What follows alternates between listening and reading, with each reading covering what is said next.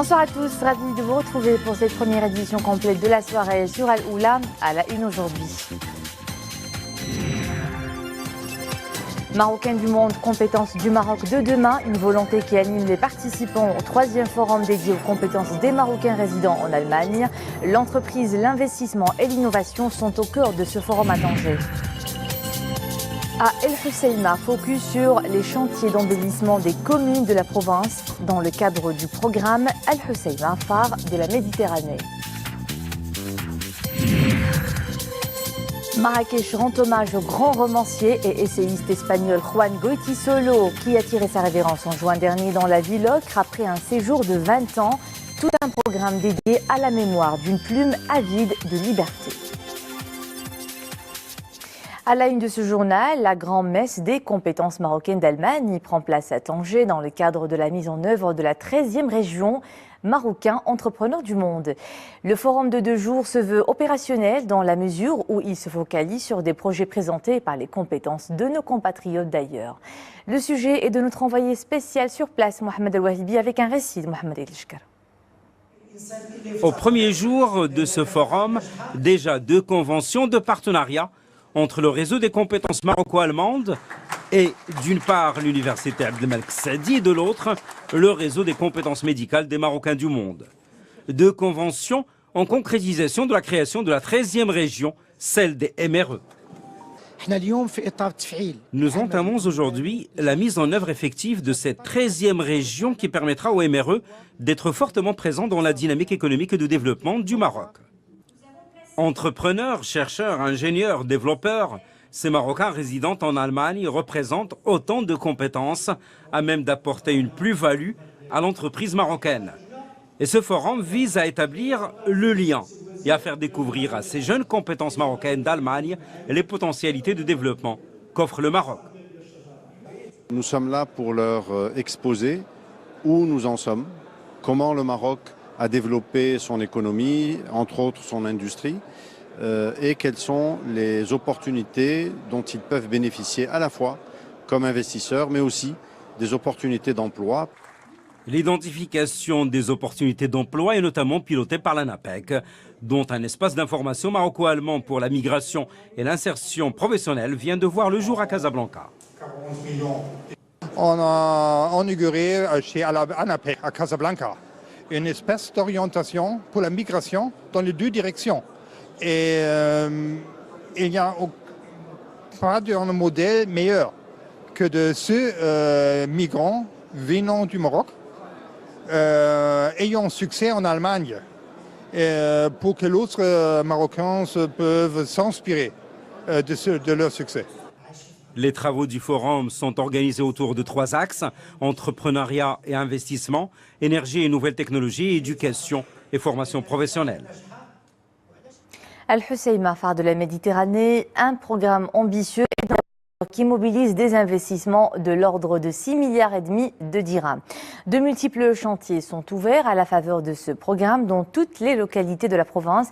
C'est le cas dans la commune d'Imrabten Tamassint, à une trentaine de kilomètres d'El Hoceima. Abdelhadi El-Jahfi, Mohamed El-Shkar. Les travaux au niveau des rues et ruelles sont achevés à plus de 90%. L'asphaltage a déjà commencé et encore quelques semaines et tout Imrabten Tamassint aura changé de visage. Nous n'avions pas de rue goudronnée et les eaux de pluie provoquaient des inondations qui menaçaient les habitations. À présent, tout a changé.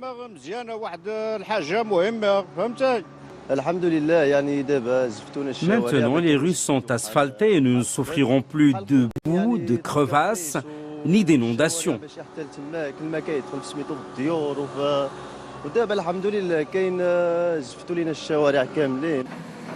La commune Imrabten Tamassint est située à 35 km d'El Hoceima. Elle offre aujourd'hui l'image d'un immense chantier où les projets se succèdent et ne se ressemblent pas. Les rues sont très praticables, il n'y a plus de nid de poule, c'est bien. Nous souffrions de la boue, plus maintenant avec le goudron. Ces multiples chantiers sont inscrits au programme du grand projet Al Hoceima, phare de la Méditerranée.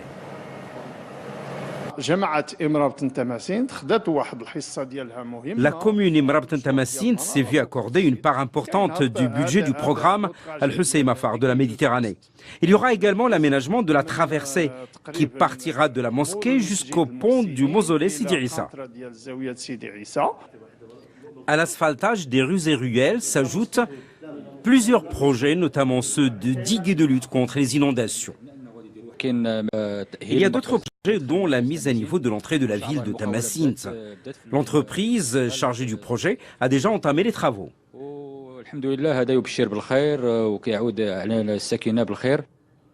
Les multiples projets dont bénéficie la province d'Al-Husseima embrassent divers domaines de développement socio-économique. Le feu ravage 200 palmiers à Glmim, plus précisément dans l'oasis de Tigmirt au Douaroued de Ouargnoun. En cause, un incendie qui s'est déclaré hier. Aucune perte en vie humaine n'est à déplorer selon les autorités locales. L'intervention des éléments de la protection civile avec l'appui des autorités locales et de la population a permis de circonscrire le sinistre vers 9 h ce matin. Une enquête est en cours pour déterminer les causes de l'incendie.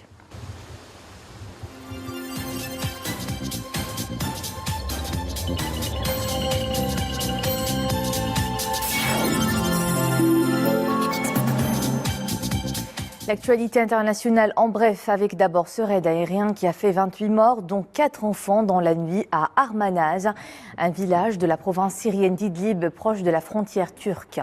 Ailleurs dans la province, 13 civils ont également péri dans des raids contre diverses localités.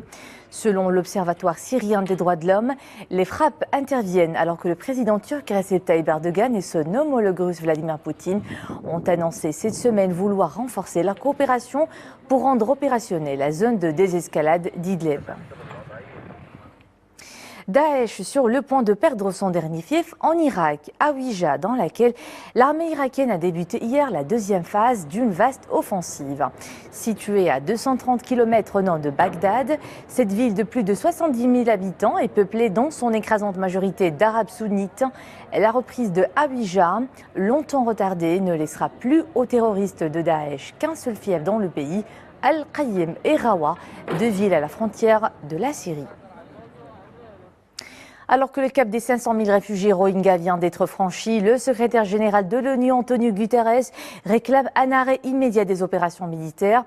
Devant le Conseil de sécurité réuni pour évoquer la situation dans l'ouest de la Birmanie, Antonio Guterres a qualifié l'exode des Rohingyas de cauchemar humanitaire. La Birmanie reconnaît qu'une offensive militaire a eu lieu entre le 25 août et le 5 septembre contre ce qu'elle qualifie de rebelles. Pourtant, depuis cette date, les déplacements de population s'accentuent, selon l'ONU, qui estime également que des villages continuent à être brûlés.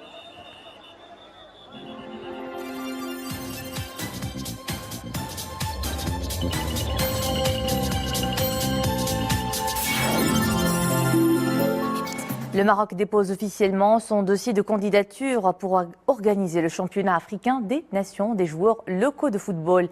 Dans un communiqué, la Fédération royale marocaine de football souligne que la décision du Royaume d'organiser cette compétition continentale s'inscrit en droite ligne de la politique d'ouverture initiée par le Royaume vis-à-vis des pays africains et d'ajouter qu'à travers sa candidature, le Maroc met les expériences et ses expertises qu'il a accumulées ces dernières années à la disposition de la Confédération africaine de football afin de garantir la réussite de cette compétition continentale.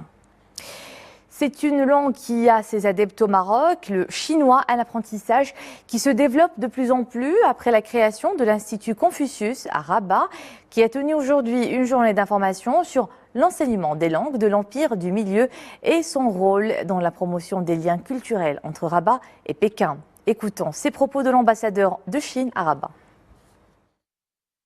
Je suis très content d'être parmi les amis qui ont l'intention, qui ont une volonté très forte d'apprendre le chinois.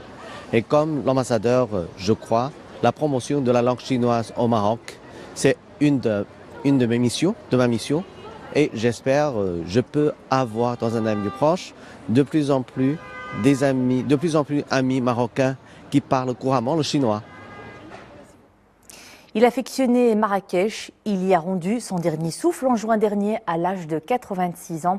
Et sur cette même terre, un hommage posthume lui est rendu. Toute une journée a été consacrée au grand romancier et essayiste espagnol Juan Goytisolo. Un programme riche en activités et en rencontres autour de la vie et de l'œuvre de cet écrivain universel qui abordait dans ses livres sa liaison très profonde et spéciale avec le Maroc, en particulier avec Marrakech, où il a séjourné pendant 20 ans. Amina Allem, Nisr El Hamdawi. C'est bien lui, l'écrivain qui a marqué de son empreinte la scène culturelle espagnole et arabe à travers des œuvres balayant d'un revers de main toutes les frontières. Entre Juan Goytisolo et Marrakech, une longue histoire d'amour émaillée de signes d'affection. L'homme fait partie de ceux qui se sont battus pour faire inscrire la plage Jemaa El Fna au patrimoine oral et immatériel de l'humanité. Juan Goytisolo Juan Goytisolo a laissé un grand legs, celui du dialogue interculturel. L'Institut Cervantes a été très honoré d'avoir contribué à ce dialogue grâce à la relation qu'il a pu maintenir avec Juan depuis qu'il s'était établi au Maroc.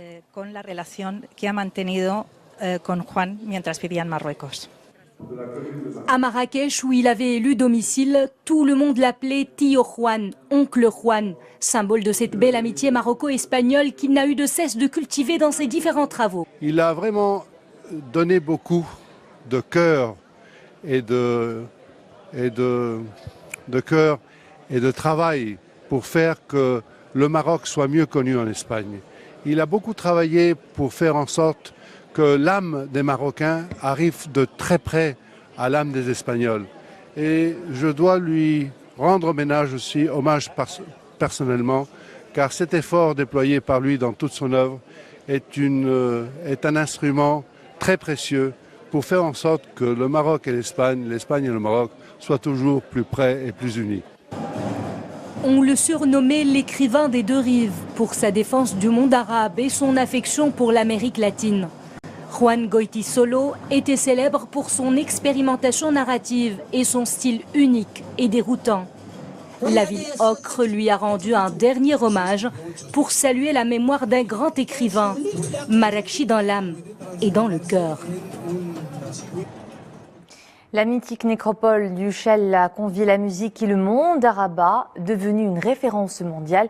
Le festival Jazz au Shell enchaîne ses soirées musicales. Hier, le public a eu droit à un jazz funky, élégant, avec un jeune musicien danois, Mathias Hayes, qui a créé son groupe depuis 5 ans pour une fusion à la fois euphorique et sophistiquée.